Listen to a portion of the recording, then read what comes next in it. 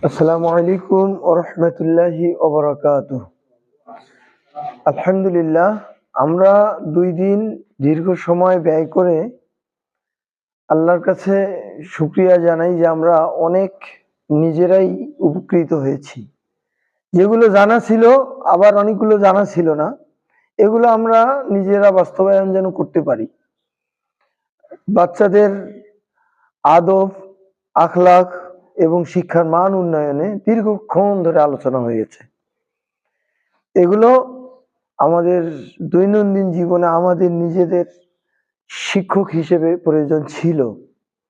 আমরা বাচ্চাদের কন্ট্রোলের জন্য, তাদের জীবনের উন্নয়নের জন্য আমাদেরকে এগুলো প্রতিফলিত করতে হবে প্রতিদিন শিক্ষা প্রতিষ্ঠানে, অর্থাৎ মক্তবে।